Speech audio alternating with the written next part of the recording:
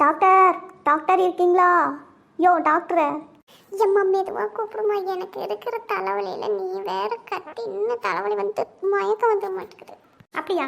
எங்க அப்போ நீங்களே கூப்பிடுங்க பார்ப்போம். எம்மா சோதிக்காதம்மா, என்ன தயவு செஞ்சு கூப்பிடு நீ. யோ டாக்டர் வாயா வெளியே. ஏம்மா யாரும் அது மரியாதை இல்லாமல் ஐயோ டாக்டரை வாயா போயா அப்படின்னு கூப்பிட்டுக்க. யோ நான் தாயா கூப்பிட்டேன். ஏம்மா டாக்டர்கிட்ட எப்படி மரியாதையாக பேசுன்னு உங்களுக்குலாம் தெரியாது. வந்துட்டாங்க கும்பலா கிளம்பி. ஆட என்னையா நீ போனா போதுன்னு நானும் சைலண்டாக இருந்து நீ ஓவராக பேசிக்கிட்டு இருக்கேன். நீ டாக்டரா வாத்தியாரா இப்போ கிளாஸ் எடுத்துட்டு இருக்கிற? உடம்பு சரின்னு பார்க்கறதுக்கு வந்து மரியாதை கொடு, மண்ணாங்கட்டி கொடுன்னு. நீ யாரும்மா? ஏம்மா 2 பேருக்கும் என்னதாம்மா பிரச்சனை சொல்லுங்கம்மா. ஏம்மா குண்டா இருக்கிறம்மா, நீ ஏம்மா வாய் பேசாமல் உன் மூஞ்ச உம்முன்னு வச்சுக்கிட்டு இருக்க? யோ அந்த அம்மாவுக்கு தான் உடம்பு சரியில்லை, சும்மா அவங்க கிட்டே நோய் நோய் கேள்வி கேட்டுட்டு இருக்க. அம்மா என்ன பிரச்சனை சொன்னாதாம்மா அதுக்கு தகுந்த மாதிரி வைத்தியம் பார்க்க முடியும். ஏம்மா கத்துறீங்க 2 பேரும் கீச்சு கீச்சுன்னு?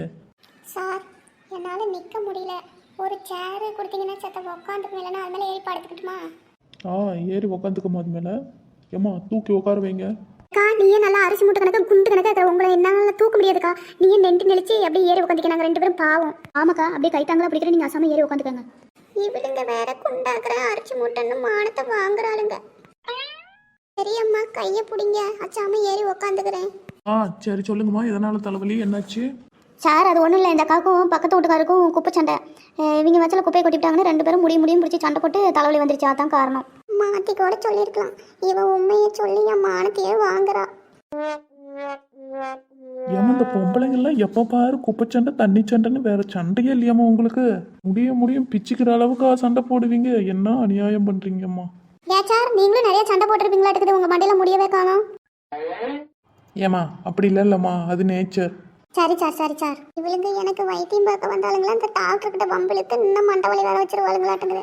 சார் டாக்டர் சார் இதை செக் பண்ணிட்டு எனக்கு 2 மாத்திரை எல்லாம் ஊசி போடுங்க, மண்டவலி தாங்க முடியல. இவங்க எப்படியே தான் ஏதாவது தேவையில்லாம பேச்சுக்கிட்டு கிடப்பாளுங்க 2 பேரும். சரிம்மா 2 மாத்திரை எழுதி தரேன், அந்த மெடிக்கலில் போகும்போது வாங்கிக்கோங்க. இப்போதைக்கு இன்ஜெக்ஷன் பண்ணி விட்றேன். இந்த மழையத்துக்கு இந்த மாதிரி முடியும் பிடிச்சிக்கிட்டுலாம் சண்டை போடாதீங்கம்மா. ஏமா இப்படி பண்ணுறீங்க? டாக்டர் வந்தால் ஊசி மட்டும் போடுங்க. நீங்கள் பாட்டுக்கு புத்திமதி சொல்லி அப்புறம் சண்டை போடலாம், எங்களுக்கு பொழுதுபோக்கு வேணாமா? அந்தக்கா அப்புறம் திருந்திட்டாங்களா, நாங்கள் எப்படி வேடிக்கை பார்க்குறது? அதாங்க நேட்டவழி சரியா சொன்னேன், நம்மளுக்கு ஒரு டைம் பாஸ் வேணாம். இவளுகளை கூட்டிக்கிட்டு வந்ததுக்கு மானத்தை வாங்கிவிட்டாளுங்க 2 பேரும். ஏம்மா குண்டம்மா, உனக்கு நல்ல ஃப்ரெண்ட்ஸ் பார்த்துக்க. இவங்கெல்லாம் இருக்கிற வரைக்கும் தலைவலி ஒன்றை விட்டு என்றைக்கும் போகாது. சரி வளன்னு பேசிட்டு இருக்காதீங்க. சட்டுப்புட்டுன்னு ஏதோ இருக்கிறதுலேயே நல்லா ஊச்சியை பார்த்து போட்டு விடுங்க, நாங்களும் போகணுமா இல்லையா? எங்கேயும் ஒரு பேஷண்ட்டையுமே காணுமே, ஏதோ நாங்கள் வந்து மாட்டிக்கிட்டோம்னு கேள்வியாக கேட்டு எங்கே கழுத்து எடுத்துக்கிட்டு இருக்கிறீங்களா? ஏம்மா என்னம்மா பேசுகிற நீ? ஊசியே போட மாட்டேன் தெரிஞ்சுக்கோங்க.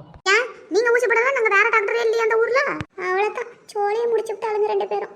ஐயா டாக்டரே எனக்கு ஊச்சியே வேணாம், ஆளை விடுங்க நான் போறேன். இவங்களோட வந்திருக்கவே கூடாது. கீதா இந்த அக்காவுக்கு தலைவலின்னு ஊசி போட வந்தால் பாத்தியா கொழுப்ப நம்மளை விட்டுட்டு போயிட்டாங்க. ஆமாட்டி வா. இல்லை பொம்பளைக்கு அம்மா